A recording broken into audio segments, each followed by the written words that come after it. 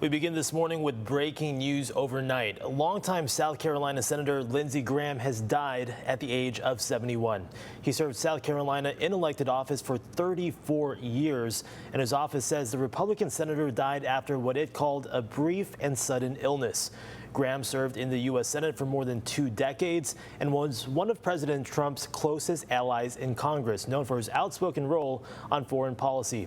ABC's Jay O'Brien has more.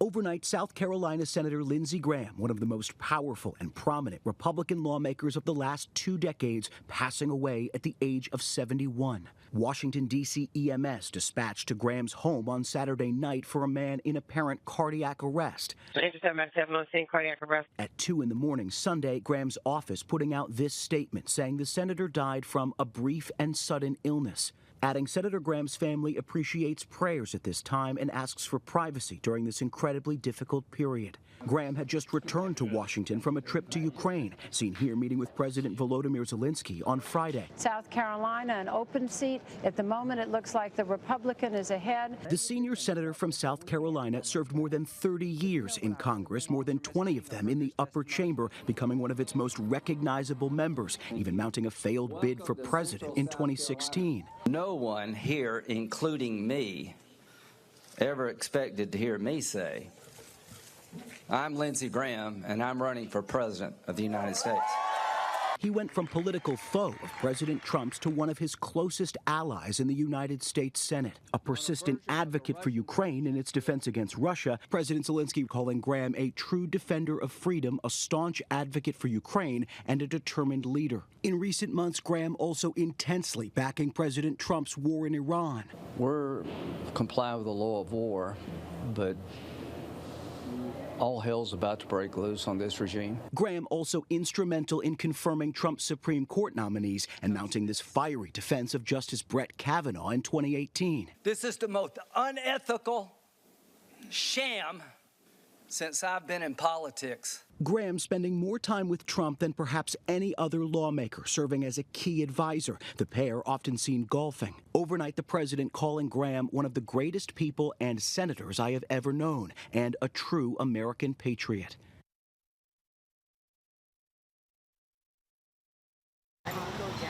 And back here at home, nearly 10 tons of trash gone. Now, a Lakeside nonprofit says the hardest part of the cleanup is just the beginning.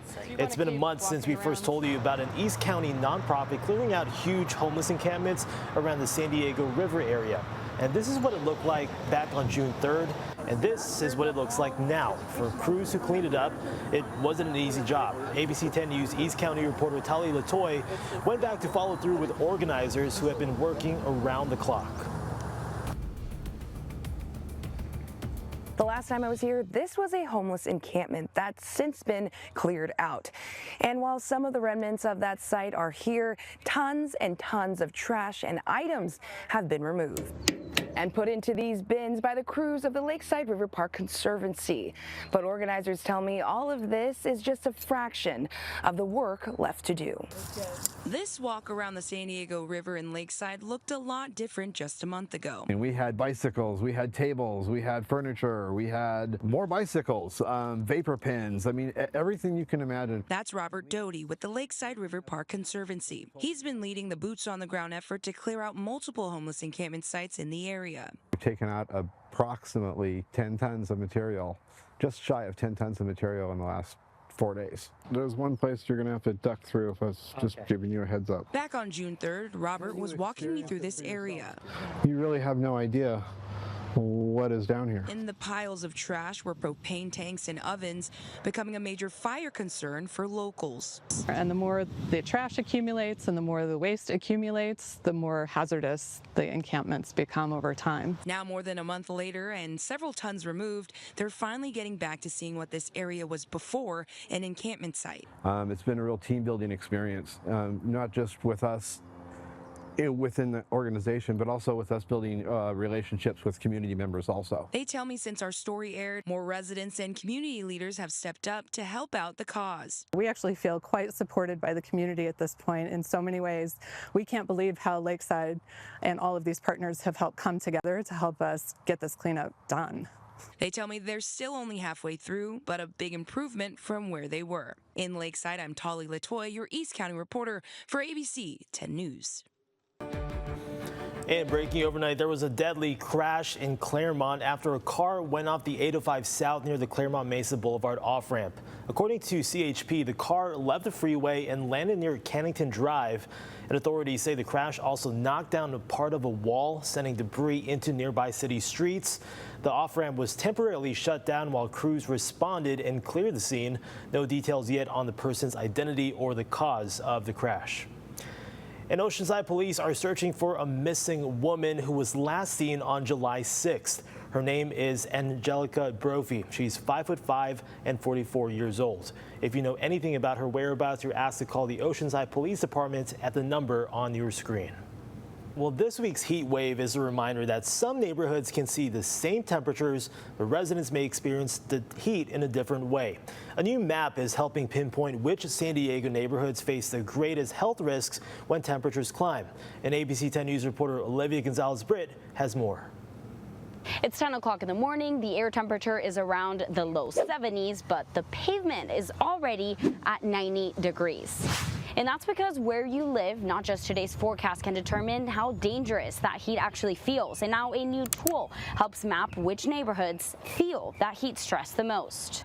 Frankly, the San Diego region is a little bit behind on heat action planning. And to help close that gap, researchers created the San Diego Heat Risk Explorer. The online tool shows which neighborhoods are most vulnerable during extreme heat by combining data on temperatures, humidity, health conditions, tree canopy, and access to resources. So the map looks at 3 pillars of information: adaptive capacity, population sensitivity, and then heat. According to Darby Berry with the Regional Climate Collaborative, 2 neighborhoods can experience the same temperature but have very different health outcomes. One may have shaded streets, air-conditioned homes, and nearby cooling centers, while another may have fewer trees, more older adults living alone, or less access to health care. That puts your community at risk to different impacts for extreme heat.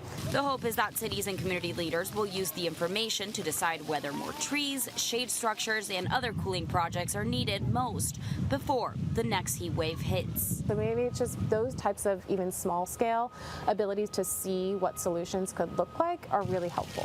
For ABC 10 News, I'm Olivia Gonzalez-Britt. And an app that's been described as the Hotels.com for shelter beds is making big strides in its first year. It's called Shelter Ready, and it's aimed at helping get people off the streets. We first told you about it last August when it launched. Nearly 600 organizations have since signed up, and outreach workers can see where there's space, the type of beds available, and reserve the bed on the spot. Now, the DA says that the app is showing them how many people actually found shelter and how many were rejected. It's helping organizations and cities get a more transparent look at what's needed. And San Diego Rescue Mission is one of the organizations helping spearhead the app. As Chief of Staff says, the more coordinated everyone is, the more effective the work can be. All of that is so that we can better coordinate and manage our resources, right? We don't have unlimited resources.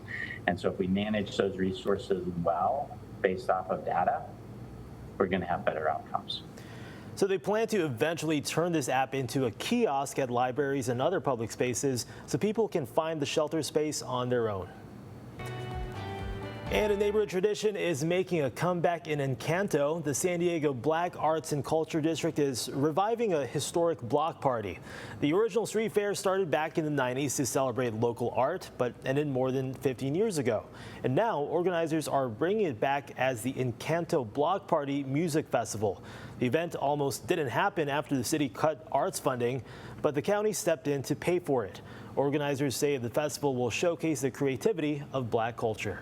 Been about remixing. It's been about taking some flavors and adding some new spice to it. And that's what I love about this event, because you'll have our old school music there and you'll have the new stuff for the younger people. So this is going to be a great event bringing the community together. So the festival features local artists and musicians, and it kicks off today at noon in Mary Weidman Park.